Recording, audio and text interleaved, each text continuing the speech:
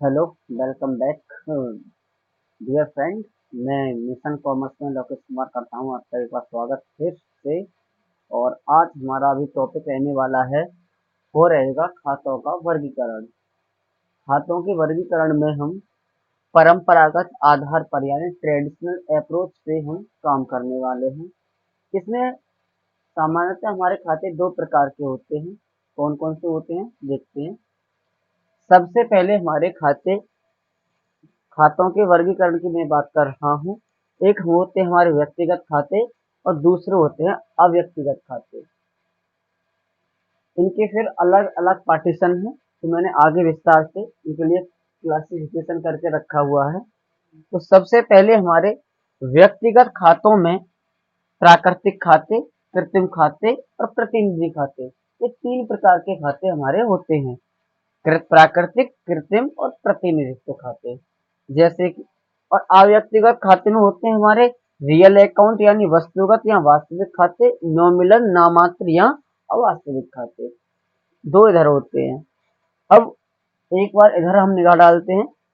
प्राकृतिक खाते वे खाते होते हैं, प्राकृतिक खाते से हमारा जो तात्पर्य है वो ये है, जैसे कि राम, श्याम, सोहन, मोहन यानी मेरा लोकेश, ऐसी व्यक्तियों के खाते को हम प्राकृतिक खाते कहते हैं। दूसरे खाते आते हैं हमारे कृत्रिम खाते। किसी फर्म, किसी कंपनी, किसी ट्रस्ट या किसी संस्थान के खाते होते हैं। ये खाते होते हैं हमारे कृत्रिम खाते। उसके आगे आते हैं हमारे प्रतिनिधित्व खाते। प्रतिनिधित्व किसकी करते हैं ये, जैसे सेपरेट एंटिटी कॉन्सेप्ट के अनुसार हम स्वामी और व्यापार को अलग अलग डिफाइन करते हैं, तो वहां पर हमारे प्रतिनिधित्व खाते काम करते हैं। इसमें हमारे मुख्य रूप से आहरण खाता, पूंजी खाता, अदत्त व्यय खाता, पूर्वदत्त, उपार्जित और अनुपार्जित, ये हमारे खाते होते हैं प्रतिनिधित्व खाते। वैसा ही यहाँ पर है, जैसे कि मैंने अवास्तविक खाते में बताइए दो प्रकार के मूल रूप से इनके लिए डिफाइन किया जाता है। एक रियल अकाउंट, दूसरा नॉमिनल। रियल अकाउंट वस्तुगत खाते या वास्तविक खाते, इसमें मूर्त एवं अमूर्त संपत्तियों के लिए रखा गया है। तो वहीं नॉमिनल खाते में आय एवं व्यय से संबंधित खाते रखे जाते हैं। हम खातों को समझना क्यों चाह रहे हैं, उसका एक रीजन है। उसका रीजन क्या है, इन्हीं खातों के आधार पर हम जब लेखा करेंगे, जर्नल लेखा जब होगा हमारा, जिसे हम रोज नामचा या जर्नल एंट्री बोलते हैं, वहां पर ये खाते सभी हमारे लिए काम देते हैं। जैसे कि मशीन आएगी, तो मशीन के लिए रूल हमें मालूम होना चाहिए, कौन सा लगेगा, रियल अकाउंट का। अगर नॉमिनल अकाउंट में जाएंगे तो यहाँ पर क्या आएगा, किसी को वेतन दिया या हमें कहीं से प्राप्त हुआ कमीशन, या कमीशन हमने किसी को दिया, ब्याज हमें प्राप्त हुई, तो वहां पर क्या होगा, हमारा नॉमिनल अकाउंट, इसका भी रूल बनेगा नॉमिनल अकाउंट का। इधर राम, श्याम, सोहन, मोहन, जैसे राम को वेतन दिया, तो वहां पर क्या होगा, राम एक प्राकृतिक व्यक्ति है और उसका एक पर्सनल खाता होगा जो इफेक्ट करेगा। ठीक है ना। अब समझने वाली बात है, हम इसीलिए इनको पढ़ते हैं। व्यक्तिगत खाते, जो व्यक्तिगत खाते और अव्यक्तिगत खाते में हमने जो एक क्लासिफिकेशन इनका किया है, एक बार मैं साइड हट जाता हूँ, आप स्क्रीनशॉट लेना चाहें तो ले सकते हैं।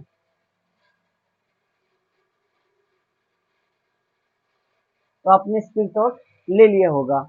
इसके बाद में आज हम चालू करने वाले हैं जर्नल एंट्री। जर्नल एंट्री में सबसे पहले हम परफॉर्मा की बात करेंगे, इसका प्रारूप क्या रहता है वो प्रारूप की हम बात करने वाले हैं। तो मैं यहाँ पर इसको एक बार रफ कर देता हूँ।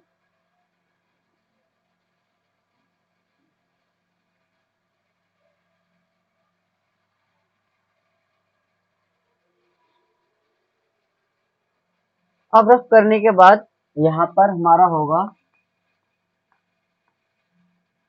Journal entry. इसके अगर मैं प्रारूप की बात करूं तो सामान्यतः जर्नल एंट्री में हमारे 5 कॉलम होते हैं। सबसे पहले हमारा डेट का कॉलम होता है, उसके बाद में पार्टिकुलर, उसके बाद में एलएफ और यहाँ पर डेबिट बैलेंस, और यहाँ पर क्रेडिट बैलेंस, यहाँ पे लिखते हैं हम LF। LF का मतलब लेजर फोलियो। यहाँ पर होता है हमारा पार्टिकुलर यानी विवरण।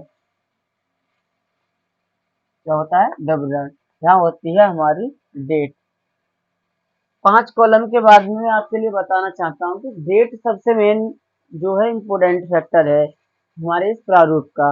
ऊपर लिख दें in the books of journal entry, जिसकी संस्था के होंगे in the books of the, जैसे कि राम हो गया, राम एंड सन्स हो गया, उनकी जगह पे बन जाती है। अब मैं डेट की बात करूं तो हमेशा हम जो डेट है जर्नल एंट्री में वो इस फॉर्मेट में लिखते हैं YYMMDD। ये हमारा रहता है फॉर्मेट, यानी सबसे पहले हम वर्ष, फिर संबंधित माह और उसके बाद में संबंधित दिनांक, ये 3 चीजों को हम लिखते हैं। जैसे ये वीडियो मैं आज शूट कर रहा हूँ, आज 24/3/31 है, तो इसके लिए मैं इस कंडीशन से लिखने वाला हूँ, जैसे कि 2024/3 और यहाँ पर 31। आप चाहें तो आप ये 3 के लिए आप मार्च भी लिख सकते हैं, 2024 मार्च 31, ऐसे भी लिखा जा सकता है। अब मैं अगर प्रारूप को मिटाने के बाद मैं कुछ बेसिक सी एंट्री जो व्यापार प्रारंभ करते हैं वो कौन कौन सी एंट्रियां होती हैं उनके बारे में हम बात करने वाले हैं।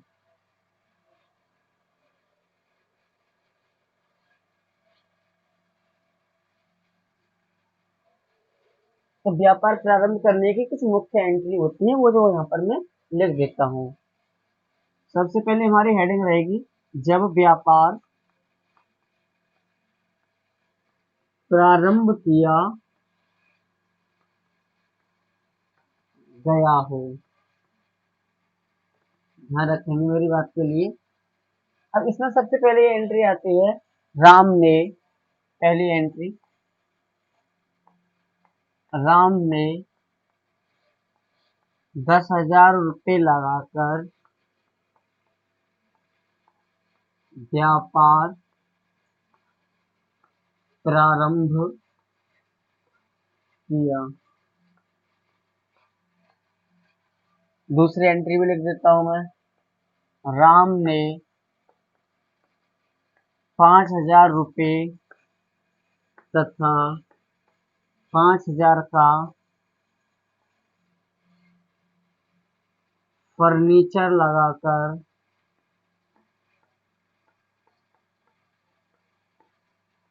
व्यापार प्रारंभ किया।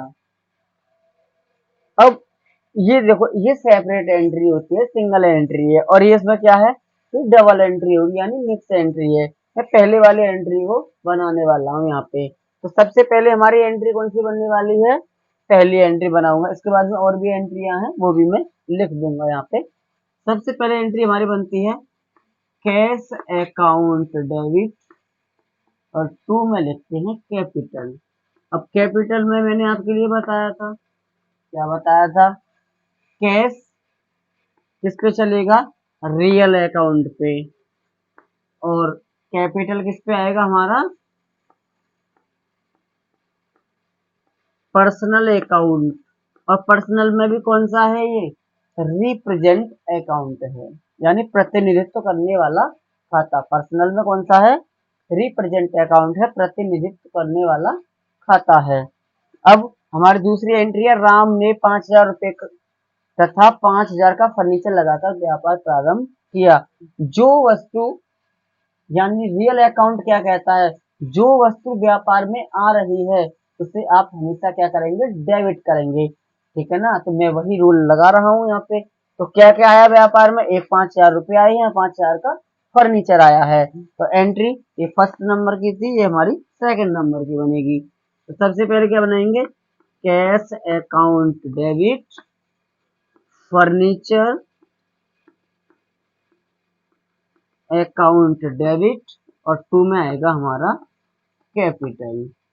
देखिएगा यहाँ पर कौन सा अकाउंट है, रियल, ये कौन सा वाला है, रियल अकाउंट, ये कौन सा है, पर्सनल, और पर्सनल में भी कौन सा है, रिप्रेजेंट, पर्सनल में कौन सा है, रिप्रेजेंट अकाउंट।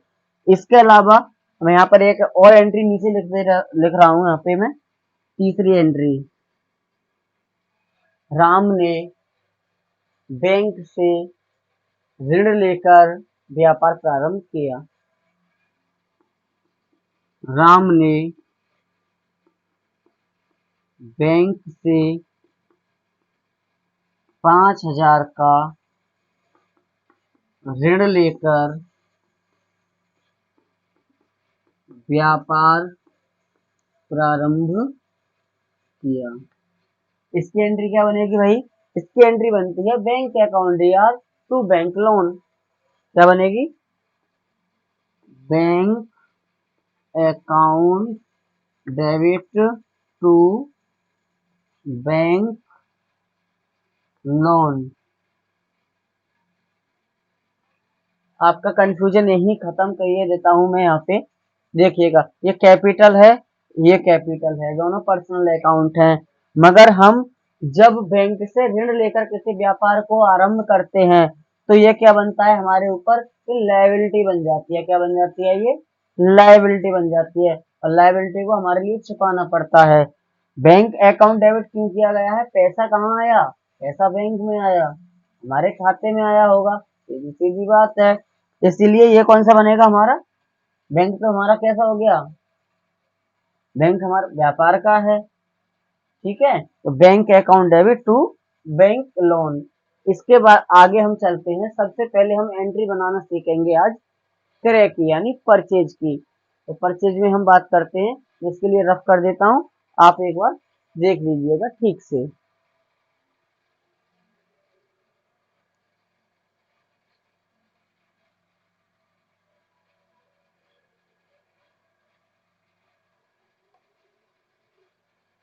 अब लिखता हूं मैं यहाँ पे परचेज, यानी क्रय ऑब्लिक खरीदना। ठीक है सर। यहाँ पे मैं 4 एंट्री लिखने वाला हूँ और चारों एंट्रियों को ध्यान से समझेंगे।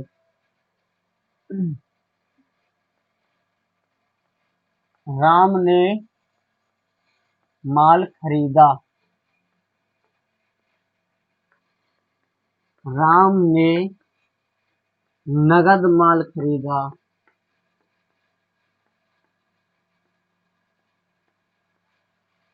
राम ने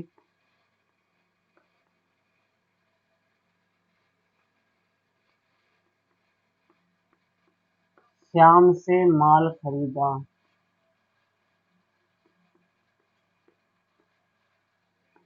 राम ने